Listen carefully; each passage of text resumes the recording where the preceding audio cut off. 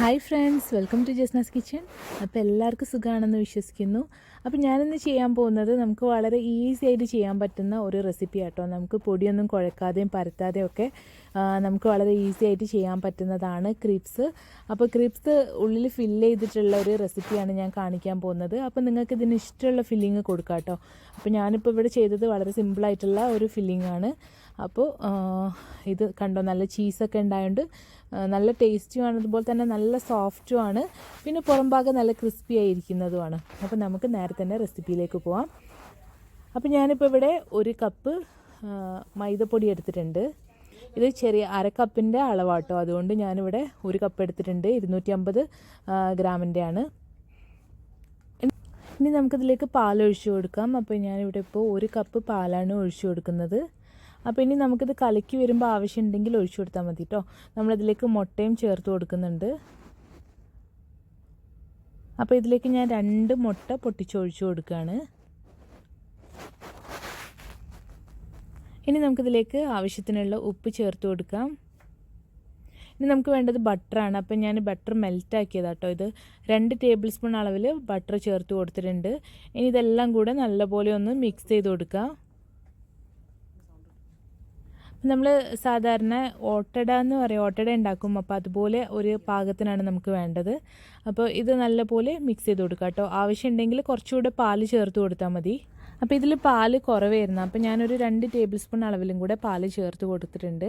അപ്പോൾ നിങ്ങൾ ചേർക്കുമ്പോഴും മിക്സ് ചെയ്യുമ്പോൾ നോക്കിയിട്ട് മിക്സ് ചെയ്യുക കേട്ടോ. ആവശ്യത്തിന് മാത്രം കുറച്ചായിട്ട് ചേർത്ത് കൊടുക്കുക. ഈ ഒരു കൺസിസ്റ്റൻസിയാണ് നമ്മുടെ മാവിന് വേണ്ടത്. അപ്പോൾ ഈ ഒരു പാകത്തിൽ തന്നെ ഇതൊന്ന് മിക്സ് ചെയ്തെടുത്തിട്ട് ഇതൊരു 5-10 മിനിറ്റ് ഒന്ന് റെസ്റ്റ് ചെയ്യാൻ വെക്കുകയാണെങ്കിൽ കുറച്ചുകൂടെ നല്ലതായിരിക്കും. അപ്പോഴേക്കും ഞാൻ ഇതിൻ്റെ ഉള്ളിൽ വെക്കാനുള്ള ഒരു ഫില്ലിങ് റെഡിയാക്കി എടുക്കാൻ പോവാണ്. അപ്പോൾ അതിന് വേണ്ടി ഞാൻ ഒരു പാനിലേക്ക് കുറച്ച് ഓയിൽ ഒഴിച്ചു കൊടുത്തിട്ടുണ്ട്. അതിലേക്ക് ഒരു 2 മീഡിയം സൈസ് സവാള ഇട്ട് നല്ലപോലെ ഒന്ന് വഴറ്റിയെടുക്കുകയാണ്.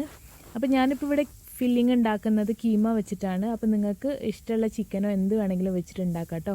ഈ ഉള്ളിലേക്ക് ആവശ്യത്തിനുള്ള ഉപ്പ് ചേർത്ത് കൊടുക്കുന്നുണ്ട്. അപ്പോൾ ഇതൊന്ന് നന്നായിട്ടൊന്ന് വഴറ്റിയെടുത്തിട്ടുണ്ട്. ഒന്ന് കളർ മാറി വരുന്ന സമയത്ത് ഞാൻ ഇതിലേക്ക് ഇഞ്ചി, വെളുത്തുള്ളി, പച്ചമുളക് അതും കൂടെ ചേർത്ത് നല്ലപോലെ ഒന്ന് വഴറ്റിയെടുക്കുന്നുണ്ട്. ഇനി ഞാൻ കീമ മീൻസ്ഡ് ബീഫാണ് ചേർത്ത് കൊടുക്കുന്നത്. അപ്പോൾ നിങ്ങൾക്ക് ഞാൻ പറഞ്ഞല്ലോ, ചിക്കൻ ആണെങ്കിലോ വെജിറ്റബിൾ ആണെങ്കിലോ എന്ത് വേണമെങ്കിലും ഫില്ലിംഗ് ആയിട്ട് നമുക്ക് കൊടുക്കാൻ പറ്റും. പക്ഷെ നമുക്ക് ഈ പത്തിരിയുമൊക്കെ ഉണ്ടാക്കി എടുത്ത് പരത്തി ചുട്ടെടുക്കുന്ന നേരം കൊണ്ട് നമുക്ക് വളരെ ഈസി ആയിട്ട് ഉണ്ടാക്കാൻ പറ്റുന്ന ഒരു റെസിപ്പിയാണെന്ന് മാത്രമേ ഉള്ളൂ. അപ്പോൾ ഇതൊന്ന് ഞാൻ റെഡിയാക്കി എടുക്കട്ടെ. കീമ ഒന്ന് വഴന്ന് വന്നിട്ടുണ്ട്. നമുക്കിതിലേക്ക് മസാലകൾ ചേർത്ത് കൊടുക്കുക. 1 ടീസ്പൂൺ ഗരം മസാലയുടെ പൊടി ചേർത്ത് കൊടുത്തിട്ടുണ്ട്. ഞാനിപ്പോൾ ഇതിലേക്ക് ഒരു 250 ഗ്രാം കീമയാണ് കേട്ടോ ചേർത്തത്.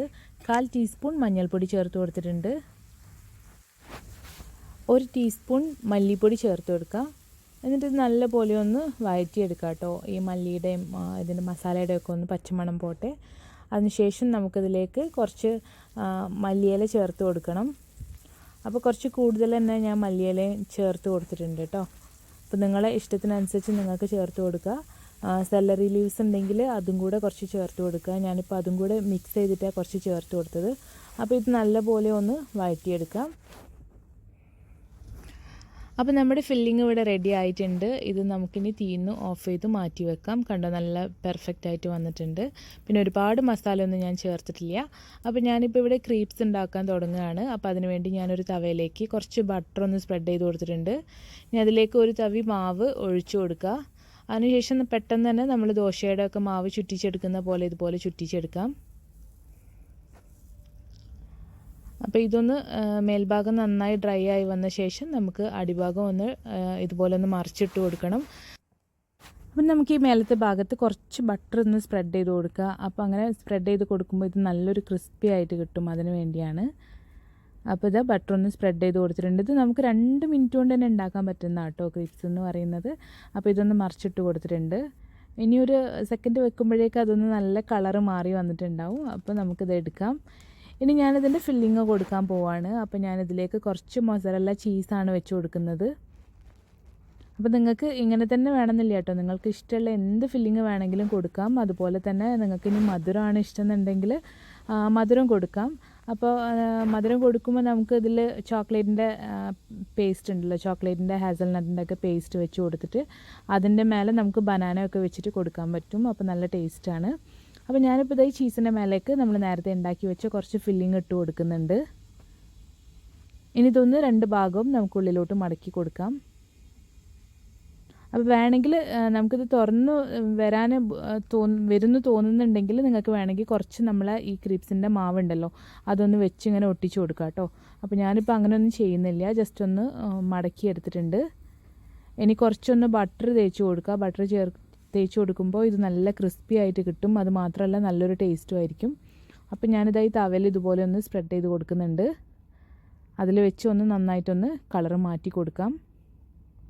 അപ്പോൾ ഇതിൻ്റെ 2 ഭാഗം കളർ മാറ്റി ഒന്ന് ചുട്ടെടുത്തിട്ടുണ്ട്. അപ്പോൾ ഇതിൻ്റെ പുറമേ ഭാഗം നല്ല ക്രിസ്പിയാണ്, അതുപോലെ തന്നെ ഉള്ളിൽ നല്ല ജ്യൂസിയാണ്, ചീസി ആയിട്ടിരിക്കുകയാണ്. അപ്പോൾ നല്ല ടേസ്റ്റാണ് കഴിക്കാനും. അതുമാത്രമല്ല വളരെ എളുപ്പത്തിൽ ഉണ്ടാക്കാൻ പറ്റുന്ന റെസിപ്പിയാണ്. അപ്പോൾ നിങ്ങൾക്ക് എൻ്റെ വീഡിയോ ഇഷ്ടമായിട്ടുണ്ടെന്ന് വിചാരിക്കുന്നു. ഇഷ്ടമായിട്ടുണ്ടെങ്കിൽ നിങ്ങളുടെ അഭിപ്രായങ്ങൾ കമൻ്റായിട്ട് കൊടുക്കാൻ മറക്കരുത്. പുതിയൊരു വീഡിയോ ആയിട്ട് ഞാൻ വീണ്ടും വരുന്നതാണ്. അതുവരേക്കും bye bye. Thank you for watching Jasna's kitchen.